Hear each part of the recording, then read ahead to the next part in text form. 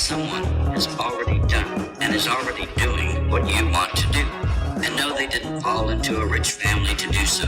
They were not born lucky. You know you can be more. You can have more, do more, and be more. You know this. You wouldn't be listening otherwise. And welcome back to another episode of Key Factors Podcast. I'm your host, Mark Jones, and we are powered by ReviewMyMortgage.com, the largest index of mortgage programs in the nation. And you're listening to Real Estate AF, and the AF stands for And Finance.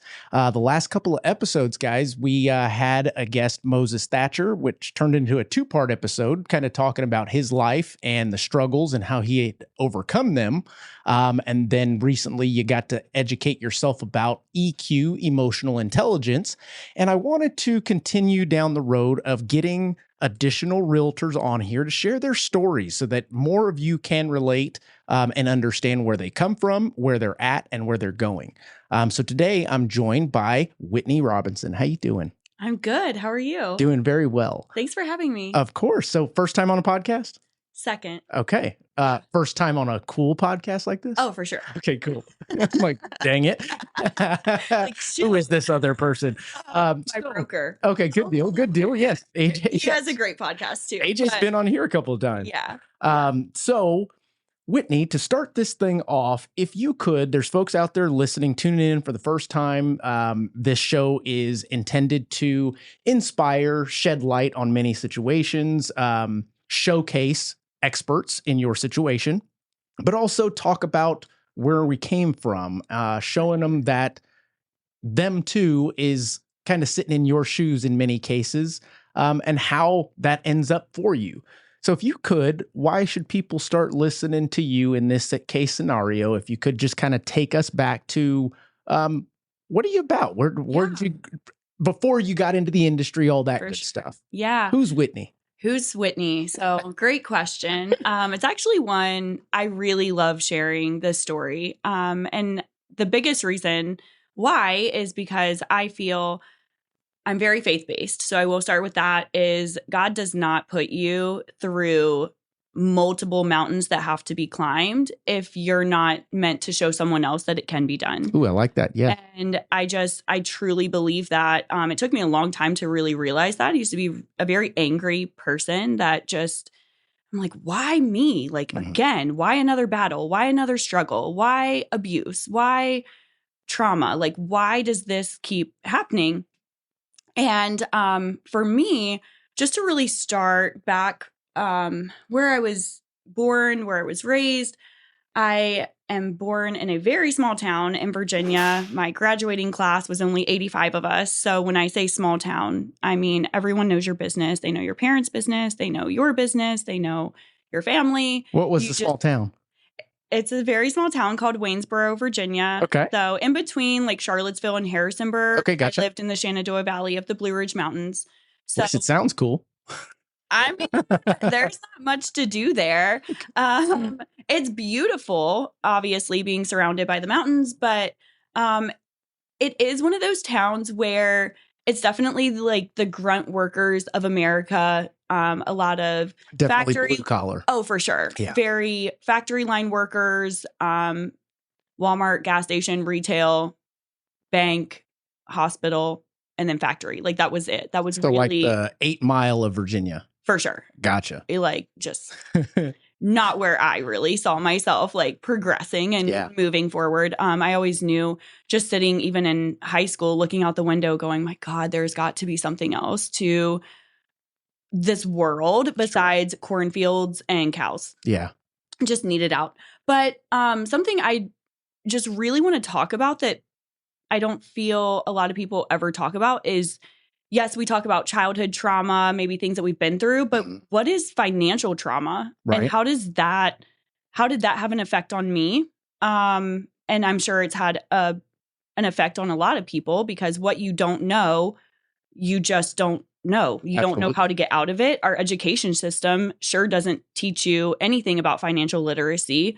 And financial literacy, either taught well or not taught at all, or just shown into debt, is typically by the family that you're coming from. I 100% agree with that. So what I want to do, I want to put that on a shelf for just a moment so that I can ask, what did you do prior to real estate, career-wise, job-wise, things of that nature? We're almost the same age, so I know real estate wasn't your whole life. Yeah. And before we get into the good stuff, essentially, what was it that you did before? Many things, one thing? I did. I was like a jack of all trades. I liked to, maybe it was just trying to find myself and know what I was interested in and what I was passionate about. Whenever I was in grade school, or as soon as I could, always started waitressing. Okay. So talk about service, right? Yeah. Like, I feel if you're going to be in any sales or service position, you should always waitress. Even if you're not, you should just go and do it because it's going to build tough skin and a good work ethic. So always waitressed, retail. As far as after college, I actually was a wealth management and business banker. So always been intrigued. Who'd you work for on that? I was with Wells Fargo. Okay, good deal. I did almost the same thing, but with Chase back in the day. Yeah. Yeah. So very corporate, 9 to 5. Womp womp. Yeah. Yep. Like just very mundane, liked my job, loved the benefits. But other than that, it was like, I mean, still not very fulfilling. Sure. Like I like what I'm doing. It's okay. And it is stable, but I still felt very bored. Yeah. And not challenged. No, definitely not. Okay. Like I could do that job with my eyes closed. And then also coming into motherhood, I did not want to be this 9 to 5 rat race all the time. Sure. I wanted to spend time with my son. And so made that pivot into real estate from there. But I've always been intrigued from a very young age. I remember for sure around 10 is when I really started having questions about debit cards, credit cards, checks, money. What does that look like? Why? And I know we put it on the shelf, so we'll come back to that. But kind of leading into why money and finance just triggered me and was a very big interest. So I actually went to college for fashion buying, merchandising, and international sales. Okay. So that blend of financing mixed with the real estate side, staging, architecture, design, swatches, colors, palettes, just all of it. Yeah. I feel like now real estate takes everything that I learned in college and it's just a beautiful blend. And that's a good point. So let's grab that off of the shelf. And you mentioned something that caught my attention regarding the Bible, and I'm very familiar with the Bible in itself. And it is a collaboration of categorized lessons, stories that each person goes through, the struggles, the overcoming of them, giving the hope, things of that nature. And if folks reading the Bible don't get any of those stories and how they apply and whatnot, read it again because it's very, very clear in my opinion. Yeah.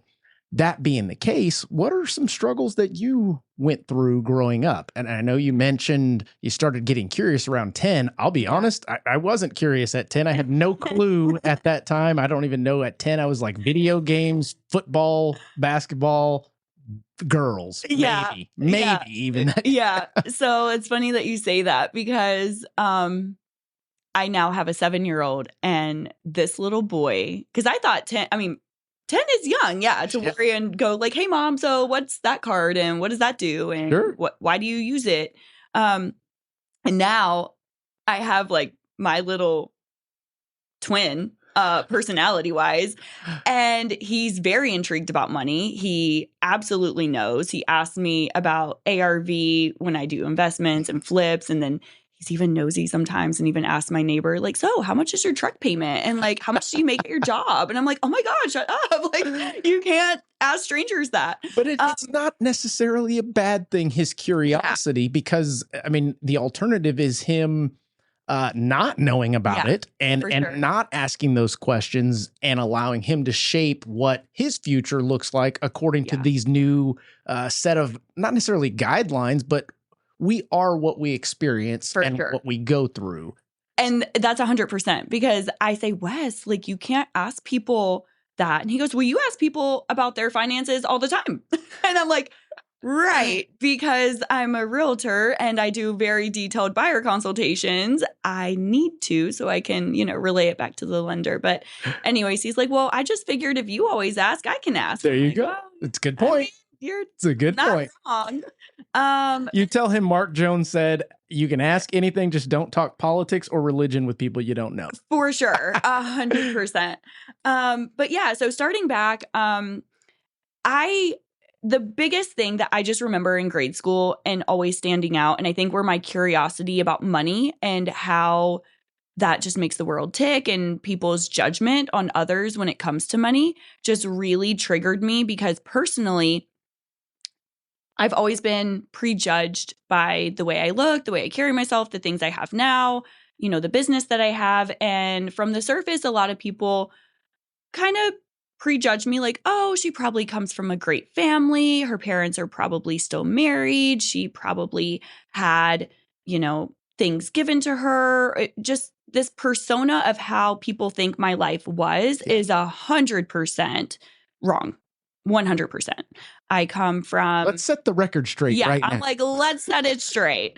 And it's not that I don't mind. It's okay if people feel that way. But when you don't know someone and you think things have just been handed to them, your persona of them is completely different. And that's not how life was. I remember my parents being divorced when I was 3. That happened because my dad was very physically, emotionally, verbally abusive, not only to my mother, but to me as well. So we both went through that. Mm-hmm. They divorced when I was 3. My mom was a single mom who just relentlessly worked. And I didn't know this until about last week, but I think even me growing up, the most money she ever made was $11.50 an hour. And I'm like, how did you do it? How Yeah. did you do that? And we never had food stamps. She never took subsidies from the government because she was like, well, if I have a body that can work and I can get up and go, whether it's making me a lot of money or not, I just learned how to manage what I had. So she stewarded money well. Yeah. She never. I definitely felt it. We did not have a lot. I do remember sometimes that we didn't have lights on. I sometimes remember more times than not, casseroles in the South were a big thing. Mm-hmm. I didn't eat off of it for several days. Exactly. Absolutely. I didn't know that until I was more, like 16, and realized why. I'm like, why every single week are we having another casserole? In my household, it was enchiladas. You roll them up on a whole dish and you can eat on them for a couple days. Yeah, for a couple days. But I remember eating the same meal like Monday through Friday and just very incremental. Very incremental. And then another thing, which I thought some of the things were cute, but there was one you just never remember, like when children say things that can be so hurtful. And I had no idea because, yes, I knew we didn't have a lot of money, but if my mom would bring me home like a brand new shirt or something, I remember this one moment, and I think I was in middle school. My mom brought me home a new shirt and I was like, oh, it's cute. I'm going to wear it to school. I didn't know where it came from. I didn't ask. I didn't really care, but I wore it to school and I got made fun of. And someone goes, really? You're wearing a shirt from Dollar General? And I was like, how the hell did they even know that? Number one. No, maybe. I have no idea. First of all, I'm like, I didn't even know Dollar General sold clothes. And I remember crying at school. I was so embarrassed. I was made fun of for wearing like very cheap clothes when everyone else was wearing American Eagle, Abercrombie, Hollister, like these brands. My mom could never afford a $40 t-shirt and an $80 pair of jeans. Like that just wasn't happening. I totally remember what that was like. And me being me, kind of growing up in the same era as you. Yeah. We didn't have the means to spend the extra to get the Abercrombie and all that stuff. So what I did was bartered and traded and made the not so cool stuff cool. Yeah. That the kids would literally trade me for the non-cool stuff or the Abercrombie stuff. I wasn't as cool as you then or that good of a negotiator at that point. Shout out to all of you from back in the day that right? I gotcha. Like, gotcha, joke's on you. And that's how I feel now. But I mean, kids are just cruel. Kids are cruel. Like, they just are. And then it was also like, oh, well, I see your mom drives this, or, oh, you don't have that. And yes, materialistic, food, no lights, that whatever it might have been, it was just tough. Mhm. And I remember just feeling like, man, I never get to see my mom that much. I've always, since I was 7 years old, which is mind blowing to me because my kid is now 7. And I'm like, I can't imagine making Puts it in my perspective, child. yeah. Yes. But since I was 7, my mom had to be at work very early. So I have been waking myself up with an alarm. I would hop in the shower. I would give myself cereal. I would brush my teeth and get on the school bus. If I did that every single day and also got off the school bus and back into the house, because she would leave before I had to get on the bus and she would come home after I already got home from school. So it was I would only probably see my mom, even since I was 7, maybe 2 to 3 hours a day. And I was really the one raising myself. Right. And my mom couldn't afford a babysitter. So she would pay me $1 a day if I would get myself on the bus and get myself off the bus. At that time, I thought like, oh my gosh, I'm making $5 a week. This is awesome. Every Saturday, she would take me to the bank. I would deposit my money. What a smart lady, because at the same time as you earning the skills and experiencing what it takes to actually become self-sufficient, For sure. you were also getting rewarded for doing so. Yes. And almost didn't even take it, I don't know, it was just something that you had to do. Yeah. But she turned it into something that was totally a lesson. 100%. Yeah. Because I remember one day I missed the bus to get to school. Well, I only made $4 that week. I was like, oh my God, I just woke up 5 minutes late and I missed the bus. Like if I'm even a minute late, I miss out on money. Yeah. And so it was that lesson that she had already instilled in me out of pure desperation for her and not being able to afford it. But she turned it around to, one, empower me. I was able to do it. Now, mind you, way different time. We're talking about like early 90s, rural town in Virginia, super safe neighborhoods. I would never suggest any parent doing this, even if you live in Virginia. Like, don't do that. We just live in a way different day and age. It's a different, it's a different time. Different time. And matter of fact, the bullying is different. Everything is different and has evolved. I'm like, I'm over here complaining about how someone made me feel with a t-shirt. And there's people over, on social media just eating people alive that don't even know you. Right. About your character, your values, how you dress, how you look, what nationality you are, what sexual orientation you define by. Like there are so many things I can't even imagine. And that's youth. That's also why what they go through. I believe it's a tough world for them to be living in, because our cruelty was a face-to-face cruelty, so to speak, that we can see it coming. We can see the threat, overcome the threat. Yeah. In this world, it's creating kids that are essentially fearful of words, right, versus actions, if that makes sense. And their hardships or their adversities are very minute compared to the adversities that you went through, right, and can tell the story of how you have succeeded despite that, right. And for them, I mean, it's tough. I mean, I like that you actually keep your kid in the loop on these things, because once he gets older, I would imagine that when he sees the bullying, because it doesn't matter who you are, you can see something as bullying from a different perspective, any which way you look at it. 100%. Even the bully at times get bullied in different situations, but hopefully he'll be able to see that and go, that's nothing compared to what, you know what I mean? Yeah. Continue. Go ahead. Yeah. So I agree with that. And even with my son, we've already talked about a few things one day, and I always do like a mental check-in. I think it's really important. So even when I pick him up from school, I'm like, hey, how was your day? Yeah. Great. Now, how's your heart feel today? How was your heart? And then how was your mind? And we rate them on like 1 to 10, because I want to know, like you have to ask. Yeah. And there was one day, I do remember I picked him up from school and he's like, my day was about a 7. It was okay. But my heart today is a 2. And I'm like, oh my God. Breaks your heart too. Yep. I'm like, well, then how's your mind? And he's like, also like a 2. And I'm like, oh my God, what happened?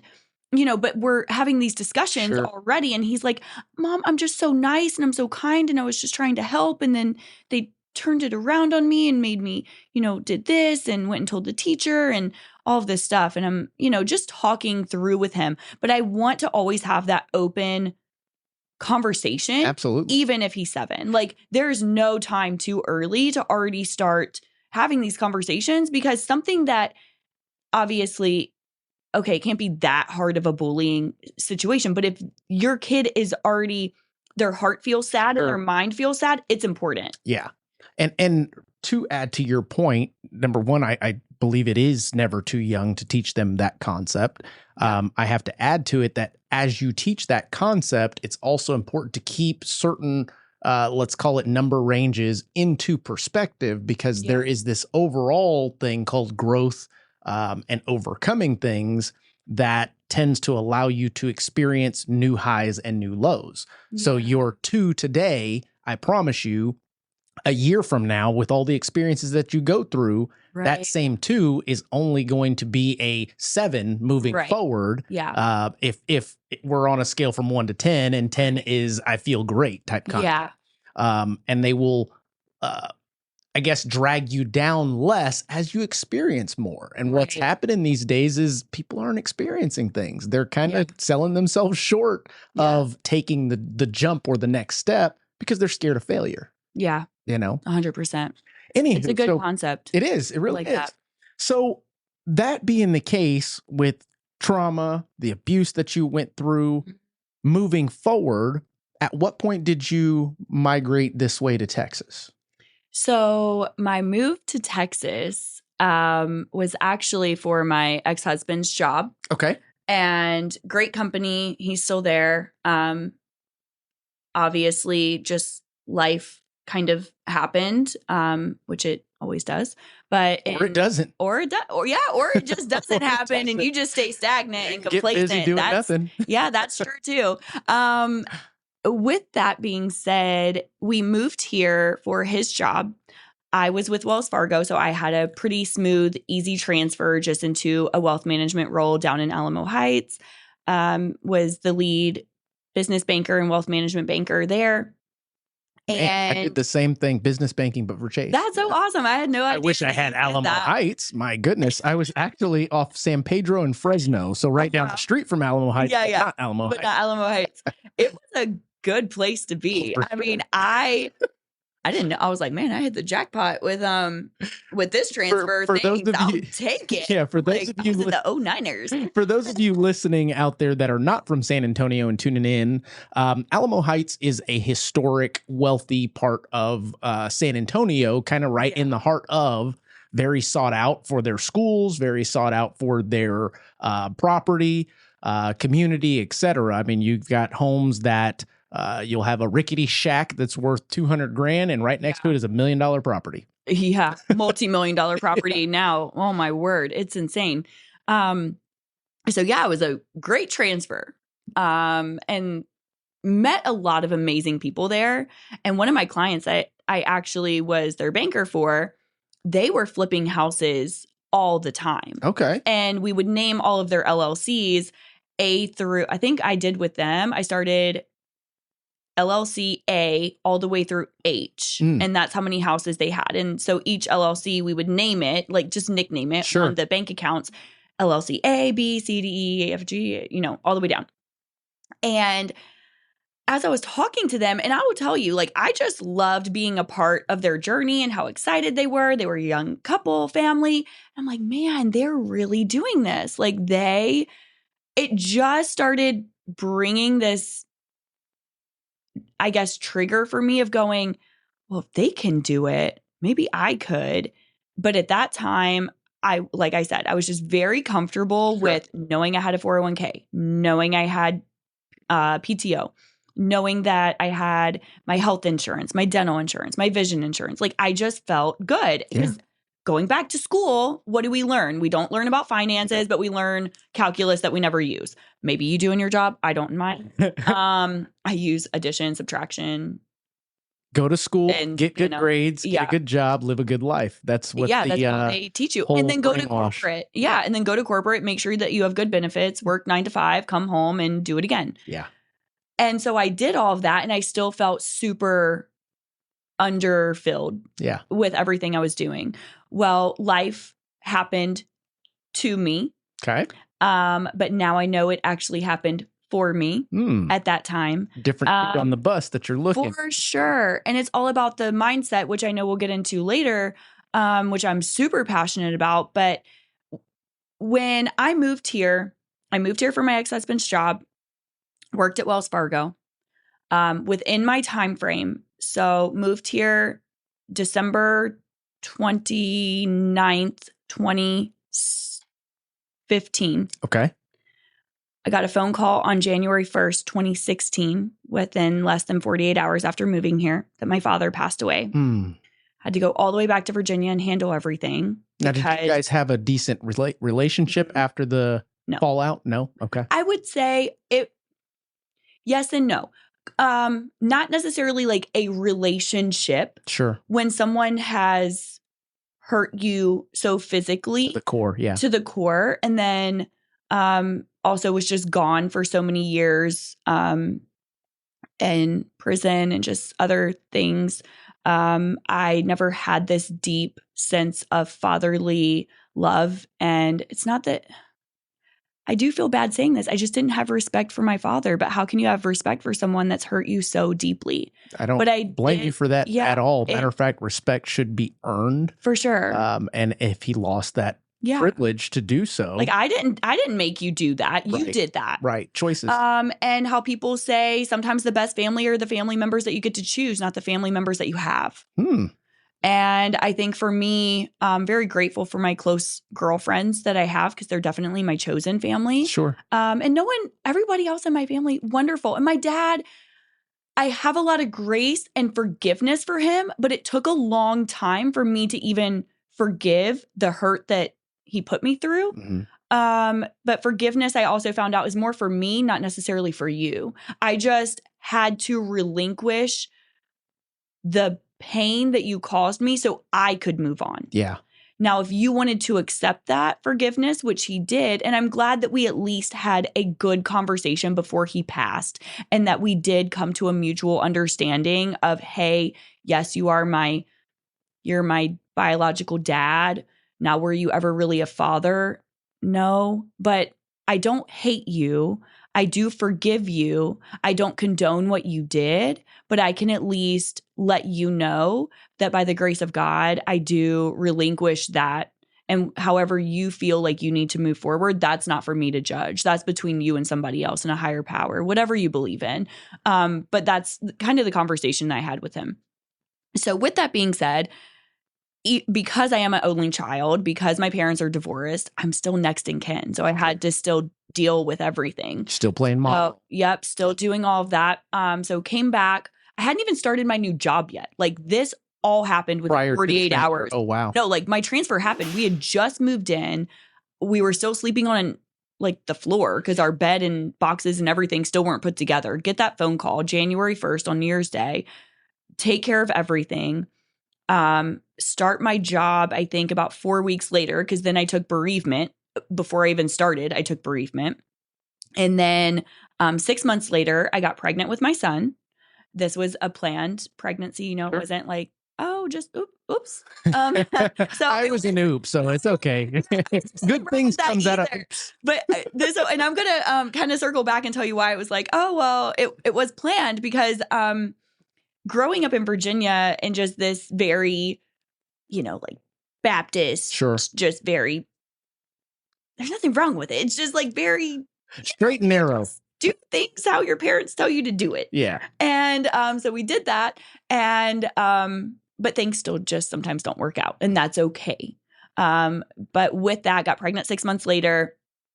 When I was on maternity leave, I think around like month 4, because I had a 4-month maternity leave, I was handed divorce papers. So standing in a brand new house with no friends, no family in Texas, because we have no friends and family in Texas. I do now. Well, I don't have family still in Texas, but I have friends now.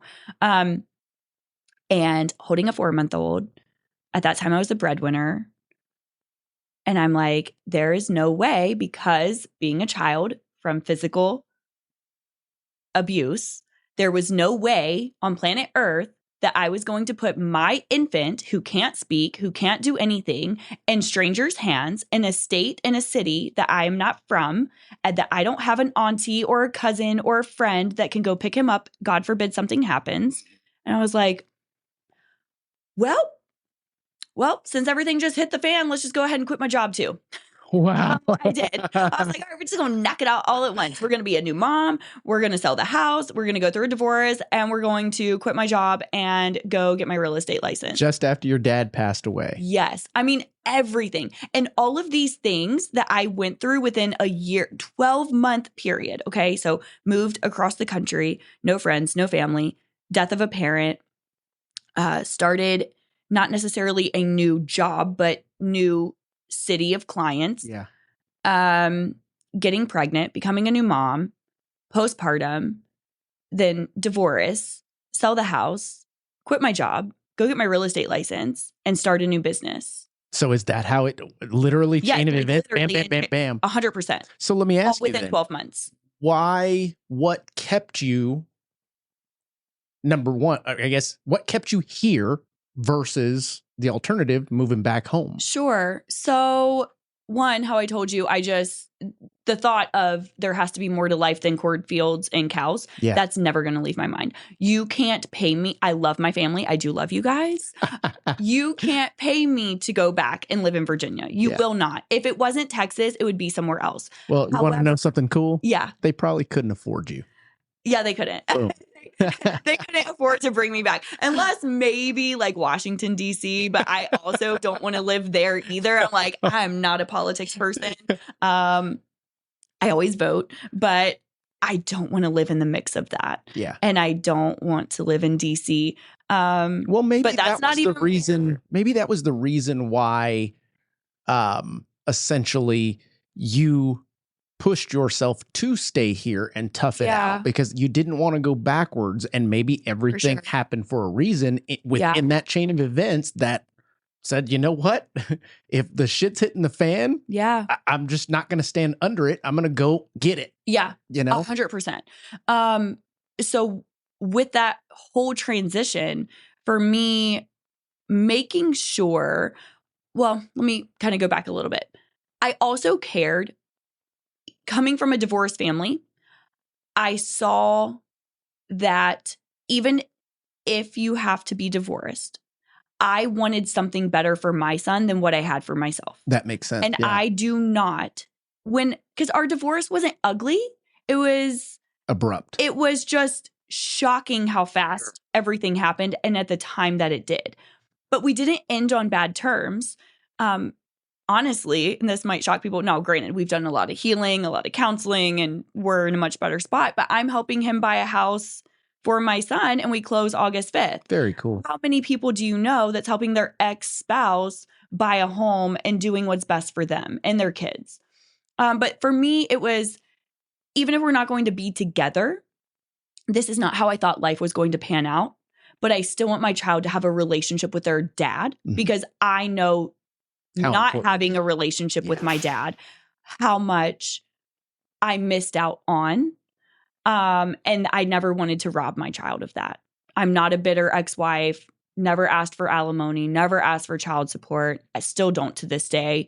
We have a very cordial relationship, 50-50 with my son. And at the end of the day, we did have a very deep discussion, like going through the whole divorce care. At the end of the day, we have no family here. You don't have family here. I don't have family here. Even if we're not together, we technically will always still be family. Yeah. If an emergency happens to you, call me. If something happens to me, I'm going to call you. Well, now I always call my boyfriend because now he's here too. And like, obviously that's going to be my first line of defense. Right. But that's how it should be. Like, I want my child to have joy in his life. I want him to have both parents. So that was my biggest why of why I stayed. in the mix of all of it, I absolutely wanted to run back home. Yeah. Not that I want to grow and have a business in Virginia. That wasn't the thing. But I'm like, man, I could really use a hug right now. That's your comfort zone. Yeah. For sure. Like I could actually really use a casserole and a hug. But it also shows a great deal about your emotional intelligence. And our last discussion that I had in here last week was about emotional intelligence and the idea behind you forgiving your dad, despite the trauma that he put you through, the life that you could have had despite him not being present. Yeah. You still were able to have the life that you lead today. Yeah. But the forgiving of his situation, also not necessarily the forgiving of your ex-husband, but the level of communication and understanding that you guys came up with to be able to have a greater good or a bigger why or reason within y'all's lives, which is obviously your son, and it's working to that extent. Yeah. Everything comes back to emotional intelligence. Yeah. And another thing, and I think I even sent you the book, which is a new one. So we have IQ, EQ, and now there's RQ. So relational intelligence as well. And what does that look like? But EQ and RQ really go hand in hand with communication and just an awareness. Like there's so many people. I'm like, do you not even catch your thoughts? Like, do you even know how fast a negative thought can affect your entire day or a positive thought and how that can affect your day? And then I hate when people say like, oh, words don't have meaning. Words have a lot of meaning.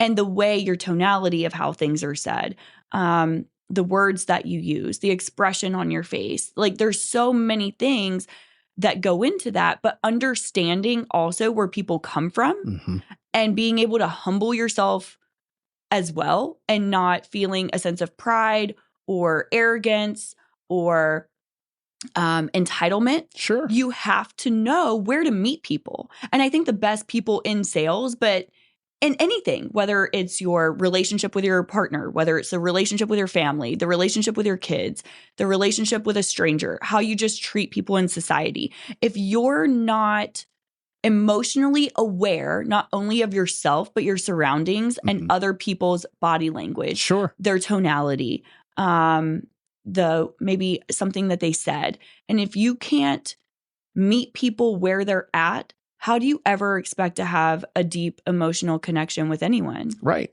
And that's the idea of building the relationship. You would have loved the presentation that we did last week where we talked about EQ and emotional intelligence and the idea of utilizing that concept, which it is a big concept and a very deep rabbit hole that you can go down, which is why there's IQ, EQ, and now RQ, which I think RQ is kind of a spinoff of EQ for sure. But the idea is being self-aware, but also being aware of your surroundings and how your reactions, your input affects others to the point that they're either going to want to move forward in building that relationship or they're going to steer away, even based on a shrug in many situations. 100%. Yeah. And especially in business. So I was speaking with a gentleman in your office before we started. And we were talking about people want to do business with people that they feel like they know or that they trust. And I know we're kind of going off on a tangent, but it's there. I think the biggest thing that people just miss in this business is I'm like, dude, you're so cool outside of whatever this weird persona is that you're putting on for business. Like, that's not you. And then you're complaining that you don't have business or that you aren't attracting clients that are like-minded. Well, no, duh, because you're one person this way and then you're someone else when it comes to business. That's right. When people meet me, and it's the biggest compliment I can ever receive, is even if I've known people from a follower or whoever on social media, and then when I finally meet them in person and they're like, oh my God, I feel like I've known you forever because I've been following you for 3 years, 4 years, 5 years, 2 years, 6 months, 2 months, whatever it might be. But they're like, you are so genuinely authentic. Yeah, like, you're the same person. The same person who you are when you filmed Alive or who I'm hugging right now. Like, you are the same. Yeah. There's nothing different. And that took a lot of confidence. It absolutely is. It does. Is Like, confidence in, because there's a lot of folks out there that are in sales or any position, but we're talking about sales specifically, that don't get that concept of be your authentic self, and you'll attract those that are attracted to your personality. And if your personality that is your true self isn't attracting people, then it's time to maybe make some changes in your life that then change the course of your life and the people that you meet and the rooms that you get into. For sure. Does that make sense? 100%. And to me, it feels like it's not rocket science that it should be. I know. Or is it? I'm like, maybe it is. And I was like, oh God, no pun intended. No, but the idea behind this is true. It's not intended to be rocket science. No. I'm obviously not a rocket scientist. Right. So let's not make whatever it is that we are doing today or within this hour, this minute, too hard. Right. It doesn't need to be that. And I never had any idea until I actually started opening up and like talking to people. I met with an agent yesterday and she's like, girl, you just push me so much anytime we talk. Like, you should be a business coach. And I'm like, oh my God, why? Like, I can't even imagine doing that. And she's like, no, but the things that you're saying make sense. Like, why? Because I was giving out marketing ideas, because I do a group coaching business call every week, and someone was mentioning, struggling with business, but I have this other side business, and how do I pick up A clients instead of B and C?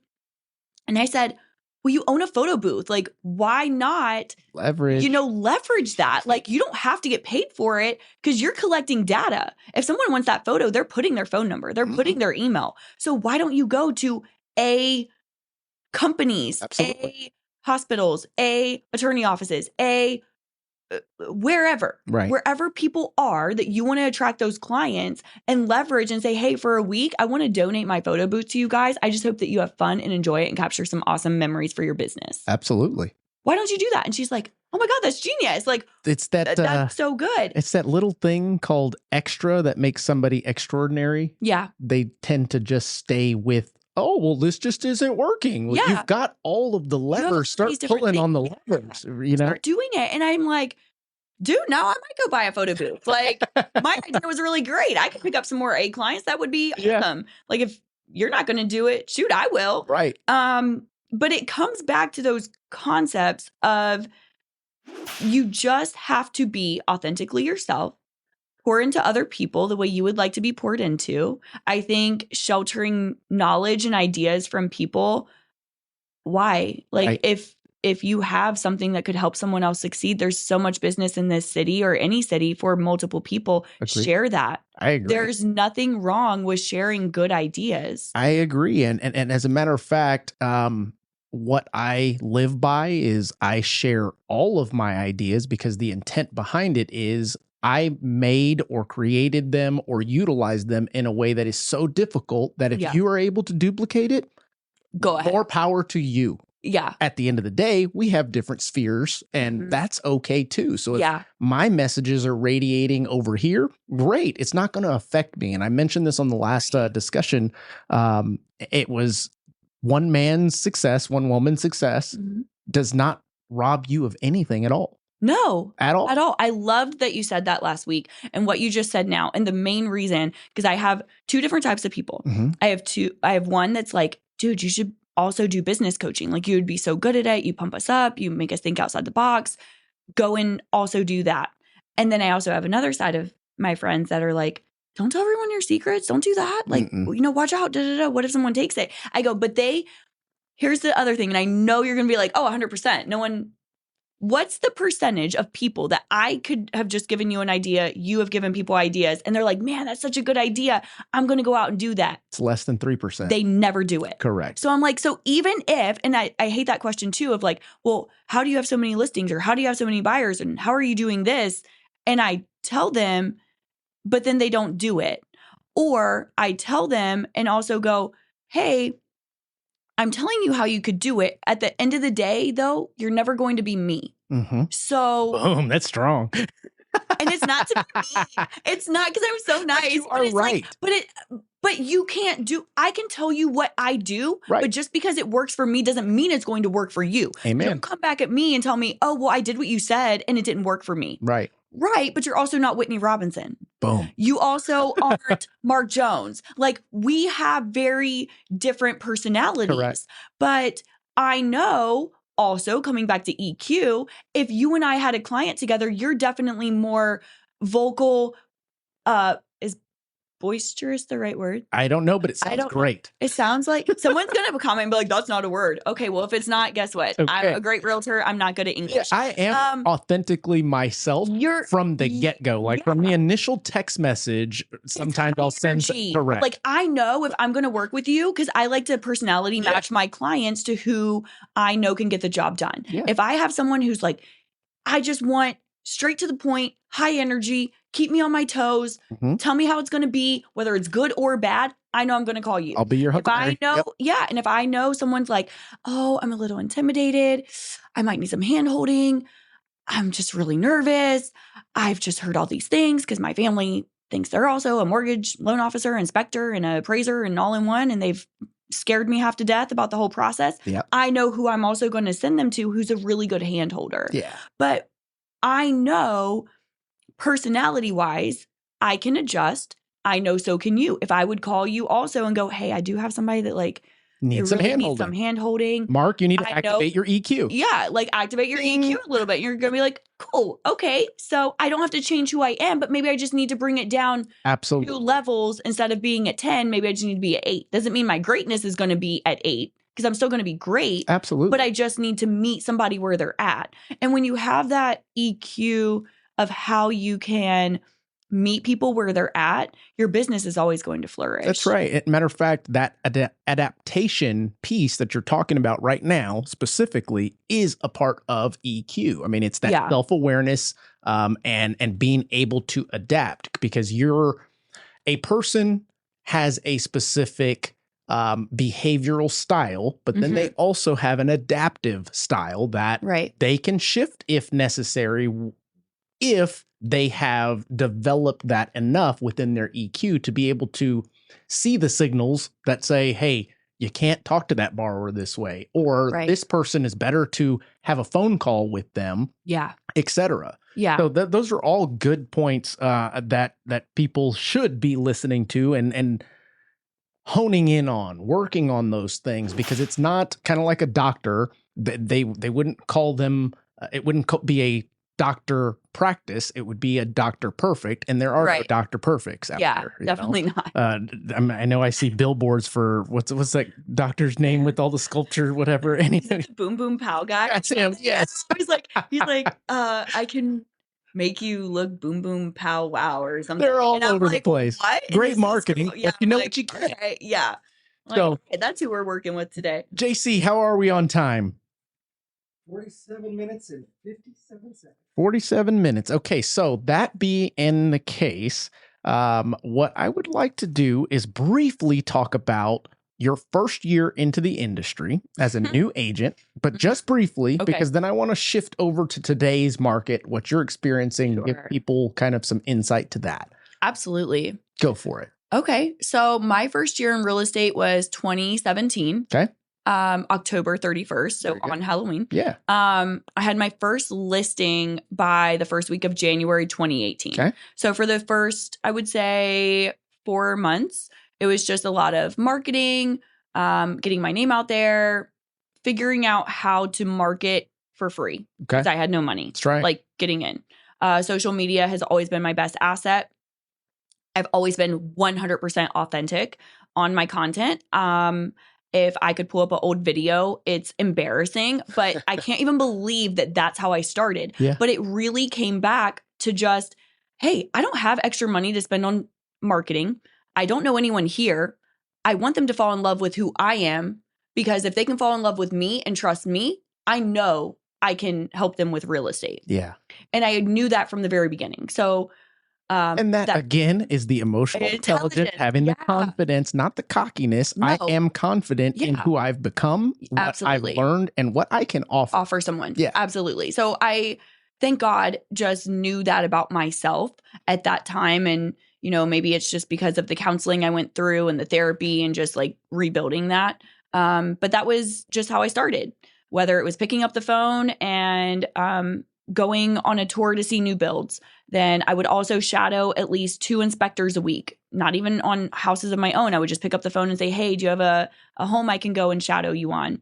I would shadow appraisers. I wanted to see how they were appraising houses. I'm new to San Antonio, so I would pick builders twice a week, and I would go to the far east side. I would go to New Braunfels. I would go to Alamo Ranch. I would go to Bernie. I just would go everywhere so that I also knew what San Antonio had to offer, what price points, what was around everywhere. So let me ask you this, and this is something that many of the experts that I've had in this room in different discussions, different topics, seem to always relate. And that is, you did the extra work at no pay. Oh, 100%. To make yourself better or to shape yourself into the expert that you are today in regards to real estate. Yes. And I also believe that that's something that the new agents, and I can't say all new agents, but a bulk handful of for sure.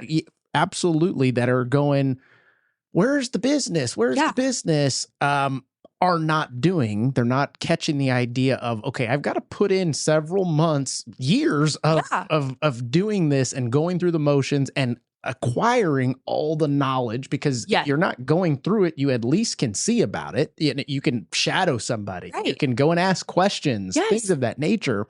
But it's just not happening. No, I have told this story multiple times, not only to agents in our office, other agents that call me. How did you get started? How did you get your first deal? What did you do? How did your week look? How do I time block? What should I do? I've told them, go call up home inspectors, call up appraisers, call up new builds, go get a whole map of the city and go and look at all 4 sides of it and everything in between. That's right. Make a drive all the way up to New Braunfels. And then I get met with, but I don't even have money for gas. Well, you know what? Then honestly, you're in the wrong business. That's right. Like, go get a 9 to 5, do this on the side, build up 6 months of your savings, and then come and do it. You can't make someone do it. It's but true. You have to. Like, if you actually want this business and you want it bad enough, you're going to learn and you're going to go and take the drive. Yeah. You think I had an extra $50 to go fill up my tank every week?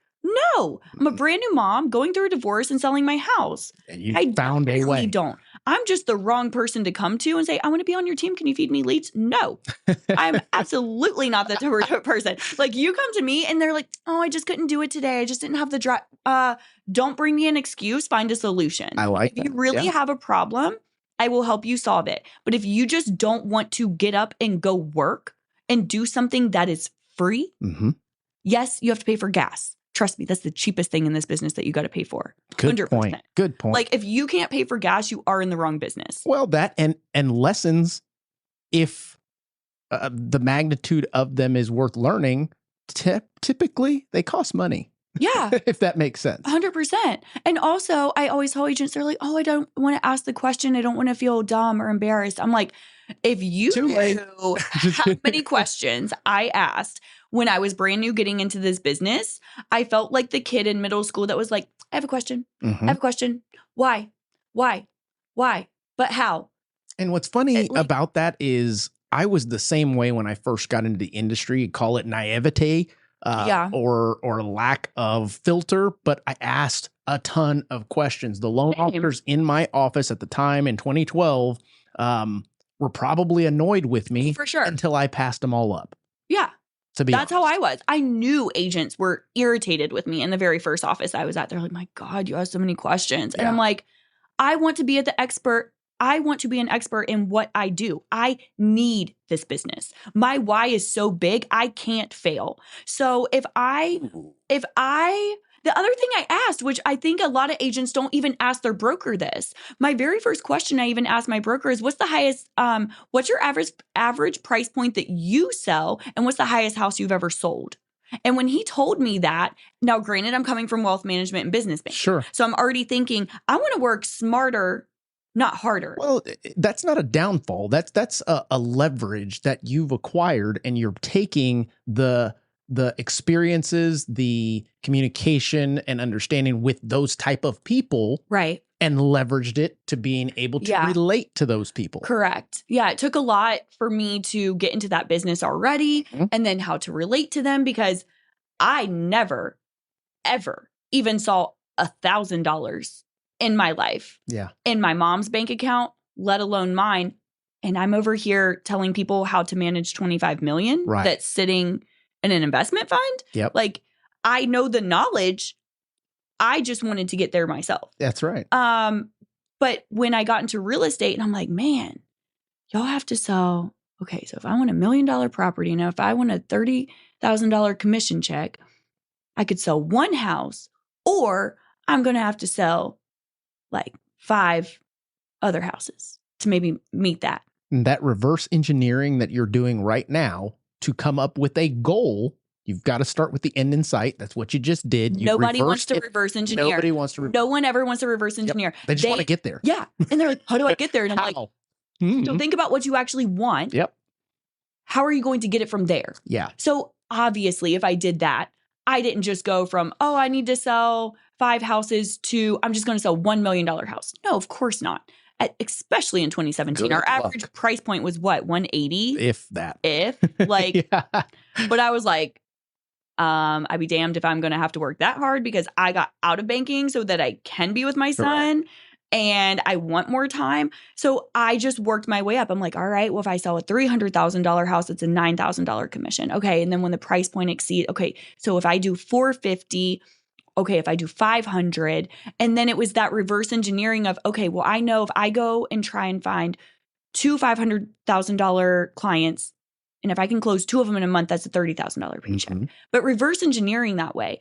And the other thing that no one ever wants to talk about, definitely from my banking side, I guarantee you, and we should run a poll, how many realtors actually know their monthly overhead, living expenses? We talked about that with who was it, Martin Toretto, and the honest truth is many don't. Yeah, they have no idea. They don't even know that they've got to pay taxes on what they earned at the end of the year. And then they're like, oh, I'm still paying taxes from 2020. I'm like, oh, that sucks. I'm like, well, the IRS might be coming and knocking on your door soon. But it's so crazy. So that's really where the reverse engineering happened for me is, and it does come from the financial planning side, but I said, okay, everything is a bill at this point. So when you're 100% commission, everything. So your rent, your mortgage, your car, your car insurance, health insurance, groceries, gas, cell phone, Netflix, Amazon, everything. I wrote all of it down. It's very methodical. Yeah. And I'm like, okay, this is how much I have to make. And when I saw that my monthly overhead was at least $5,000 to $6,000 a month with my son's private school tuition, mortgage costs, car costs, MLS, just everything is this number. I have to sell X. You know what they call that number in many cases? What? Your nut. Oh. You've got to get to that nut in order to crack it. Now everything else is potential profit, so to speak, or savings that allows you to then grow, to invest and to leverage, and to invest back into your business. So that way, hopefully your nut stays lower and your profit starts to exceed that. Now, mind you, what we've discovered is that the more you make, the more you spend. So therefore your nut gets increased. You have to keep your fixed expenses stay low. Stay low. Yeah. And you have to always do a financial check-in with yourself and your family as well, because that obviously. Oh, yeah. I mean, I had to do that too. I mean, it was like, oh, well, super important. People say like, what did they say? Like, more money, more problem. More money, more problem. It's like that. It really money, is more true. problem. I'm like, oh man. And then people come out of the woodworks. I'm like, dude, I've never talked to you since I was like 10. And what do you need? Whatever. It happens. It happens. Weird questions sometimes. But reverse engineering. So knowing what my monthly expenses were and going from there, and knowing what I had to hit. Yeah. And that's the other thing where people go, you never seem really stressed out in your business. Well, yes, because I pay myself like corporate. I know my monthly living expenses is this. So all of my commission checks go into my money market. Right. I know on the first of every month, I need to pay myself at least $5,500. Mm-hmm. So I pay myself on the first of the month.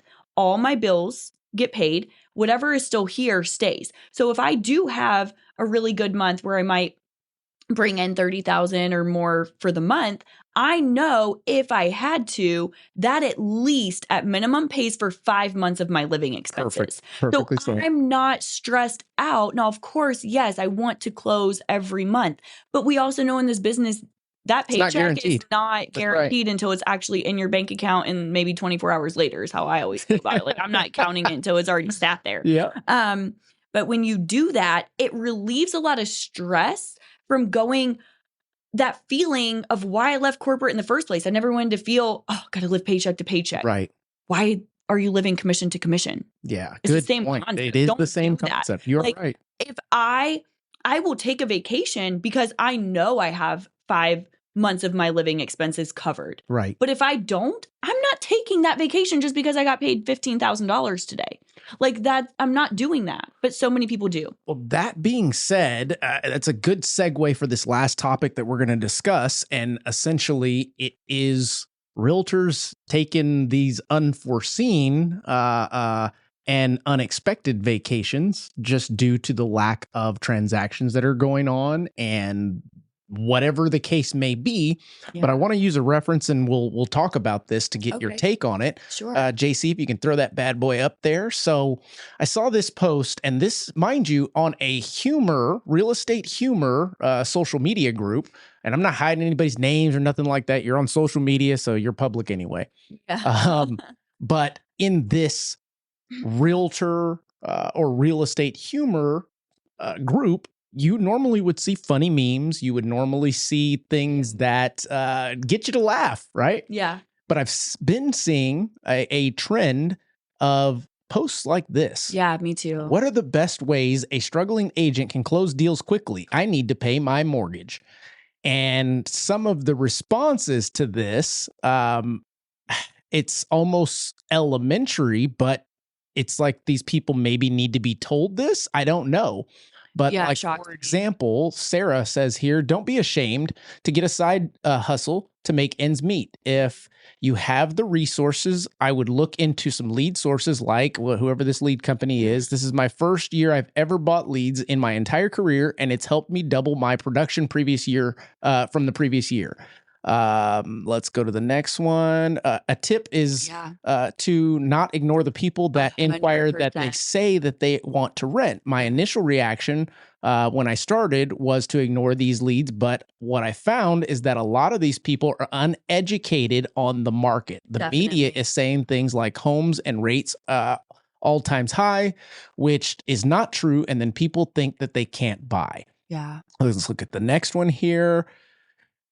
Grace says, pick up the phone. That's great. Just pick up the phone, guys. Seriously. Phone and make calls. Yeah.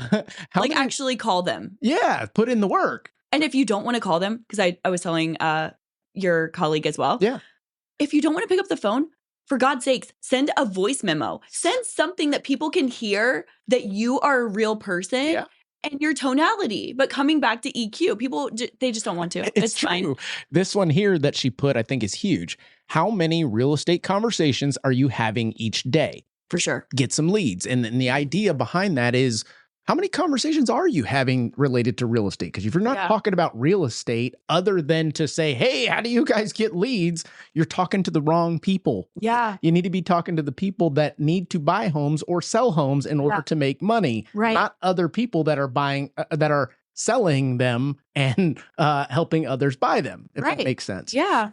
Let me see. That's why that's why I personally don't attend too many like real estate mixers. Same. I always joke with I'm like, I'm sorry, why am I going to come and sit here when if I ever even have 2 hours by myself, trust me, it's either going to be at a really nice restaurant with me and my family, or it's going to be me cuddled up with my dog and a glass of wine and going to bed early. I promise you, it's not going to be hanging out with you guys that we don't send each other deals. Right. That's the idea. Why are you going to mixers if there's no business to be had there? Yeah. you will come in contact with those agents when you are on the other side of a deal. Yeah, just treat them well, when you're on the other side. So this one I actually love, and I have heard this same thing, but in a different this one too. way. Yeah.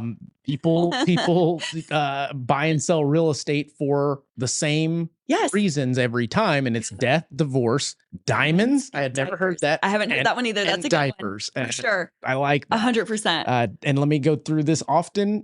So death, often probates are good for this. Many people who are inheriting homes are either out of state or don't want the home and have to sell it. Divorce, work with divorce attorneys. 100%. Like how many divorce attorneys do you have in your Rolodex, so to speak? Yeah. None. Diamonds, I like that. Marriage, people moving in together and upsizing. Hang out with wedding planners and network with them. And the idea behind all of these is birds of a feather flock together. And the concept of, okay, I'm going to buy a red car. As soon as I drive off the lot, what do you see? Bunch of red cars. Yeah. If somebody's having a baby, it's odd, but your friend is having a baby now. Something's in the water. Yeah. Yeah. The same concept applies with real estate. So this last one here, diapers. Kids means people often need more space. There are data brokers that sell data on people's shopping habits. If someone is starting to buy certain items that may be pregnant and those people that are likely to sell. That's pretty smart. And it's super I like that. layman. I'm going to do that one. You know what I mean?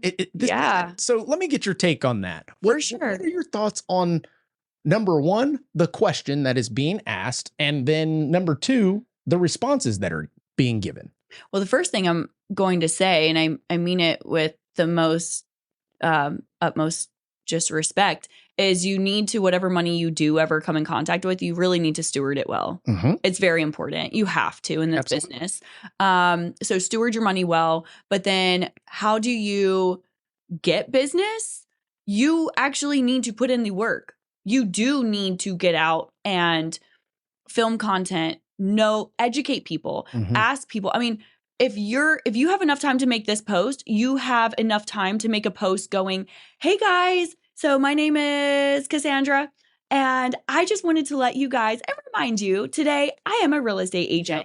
I know there is a lot of media and marketing that is going around, kind of putting some fear out there about interest rates or what the market's going to do, what the election's going to do, and where housing market might go, or that the equity has dropped.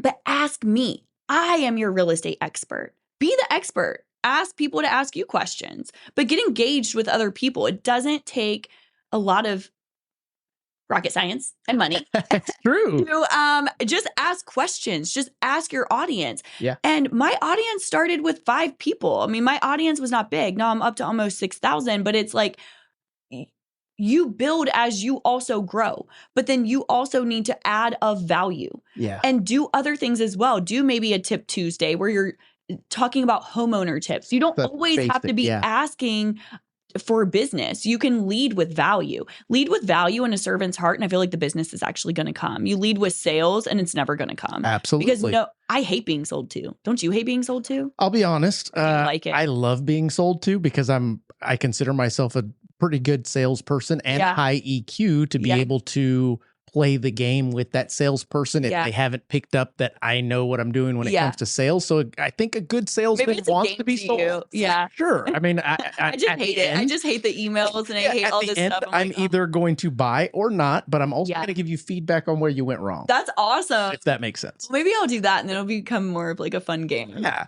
Like, hey, can I give you some feedback? The other thing that you mentioned here without mentioning it was essentially the idea behind if you build it, they will come. Just because you're a realtor doesn't mean you're going to inherently get customers, clients, etc. Right.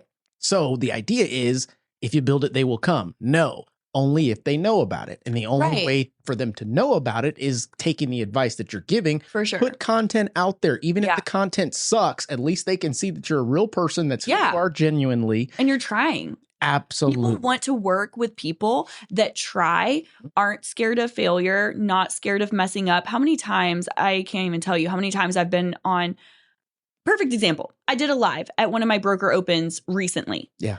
Because I have 8 listings up right now, I can't remember all of their addresses. Sure. And there was just one and I just drew a blank. And of course I'm on live and I'm like, yeah, so we'll see you here at the address 172-721-178. And I said, I don't know what the address is, but I'm walking out to the street anyways. I'm going to look on the mailbox. I'll tell you in a second. There you go. But people don't care. They just want to know. They're like, oh, all right, shoot. And she's at least funny and can laugh at herself. I don't know. I can't remember everything. Well, you showed them more about your personality, which resonates further than the information on the open house, because I will tell you, nobody is going to see your post on the open house and go, you know what? Let's go drive by that house. Yeah. It's not how it to works. see that. But they're going to be like, oh, well, at least I can pick up the phone and she's going to be fun to work with. That's right. You know, she at least knew the stats and the things about the house. Yes. Address, come on, that's irrelevant. Like, you just need to know it's in Timberwood Park and I need you to be here. There you go. I'll get you the actual address. It's on it, you know, but it's just being authentically you. And then I do like what some of the other people said as well, just marketing ideas. Like, why are you not, if you need to make money quickly, go out and talk to people. Well, like, I mean, I think the idea, other businesses or if you've gotten to the point that you don't have a deal in the pipeline, money quick and real estate don't go hand in hand. No, you at least need like a 3-month gap for sure. At minimum, you need 30 days because you got a contract and then it closes. But a way to avoid that I can give as in way of a tip is when I first started in the industry, January, March, May of 2012, from my first paycheck that I received, I always put 20% back into the business itself in marketing, in training, in coaching, any of those things that I will be honest, I live on residual to this day because it resonated so far.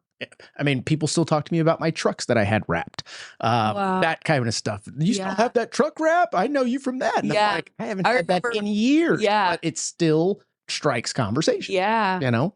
That's awesome. So no, I agree. I think it's just very important, like, to think outside the box. I also tell people, and maybe this is another one. Now, granted, quickly, I always say 3 months because I'm like, unless they're just like cash ready to go or their credit is just excellent.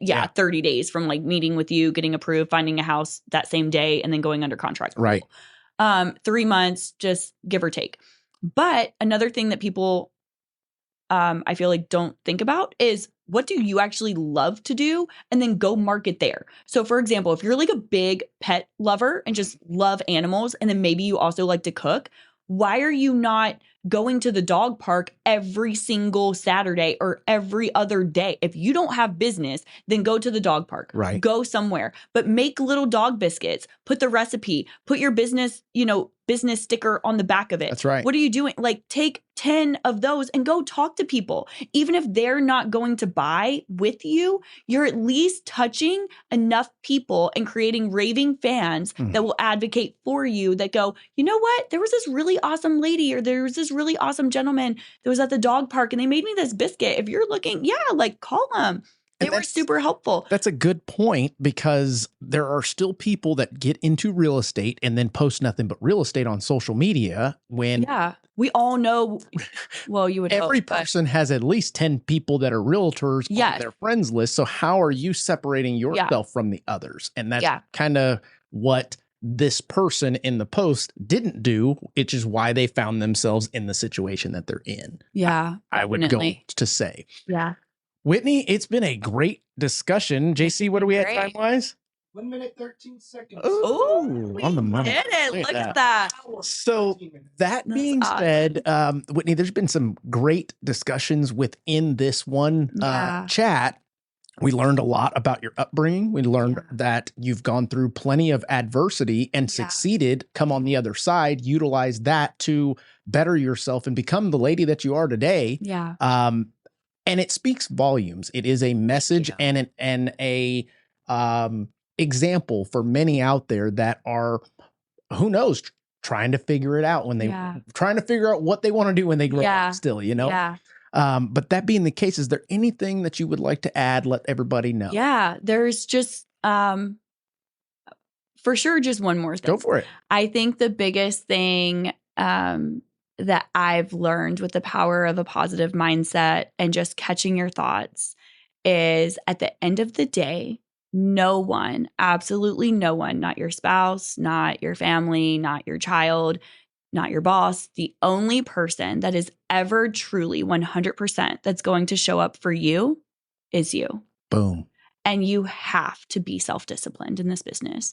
Honestly, with anything in life, it doesn't matter where you are. If you want a better job promotion at where you're at, you're not going to get there just by showing up. Mhm. You have to put in the extra work. You have to believe in yourself. You have to outdo what someone else is not doing. But the only person that can ever do that for you is you. Yeah. Stop looking for someone else to do it for you. And then the other thing, which I heard this like a week ago, and it was an agent, just sitting in a mastermind class that I was in. And she was struggling. She's been in the business for about 2 years and just struggling. And she's like, I really do think the main reason why I'm struggling to just like have passion and wake up and, go out and do these things that you're mentioning is because I just don't have a big enough why. Like I don't have that. If you don't know your why, and if you don't have a value proposition in this business, especially after August 17th, when everything is about to change nationwide, if you don't have, and I heard it this morning on my podcast I was listening to, if you don't even have a value proposition that's going to make you different than someone else, you will likely not make it in this business. But if you are good, and they said this, and it made me think about you, and it was Tom Ferry. Okay. But he said, if you don't have good communication skills, so let's go back to EQ again. It all goes back to that. If you don't have good communication skills, the agents that are going to outshine, outdominate, outperform, become millionaires in this business and know how to explain to the buyers and the sellers with the changes that are happening, if you don't know how to explain that clearly, you will fail. That's right. So for the agents that already have really good communication and are not fearful about just answering the hard questions, Sure. we're going to be okay. We're definitely still going to feel the pain points. That's right. I'm not saying that I haven't already felt it. I felt it. Yeah. But I am very confident in what the new regulations mean. Sure. I've always been doing that since day one. When I found out that people weren't doing buyer rep agreements, I was like, wait, what? Like, I was told you just had to. Like, Right. I've been doing that since 2017. So I don't really feel like I'm changing anything in my business, but I will run circles around people that don't have a big enough why or that don't have the good communication skills. And there's nothing wrong with that. I think anyone in this business that already is comfortable in their own skin, that knows why they are in this business and believes that every single day they have to wake up for themselves because no one else is going to do it for them, they're going to be the ones that kind of take over for a while. And I just pray and hope that everybody else catches up too. But you have to put in the work. You just have to. No one's going to do it for you. You're going to do it for yourself. Well, those are some powerful words there from Whitney Robinson. And those of you out there listening, I'm sure there was plenty of nuggets that you gained from this discussion. I know that I did. And if you are getting something, make sure to like, subscribe, and share with a friend.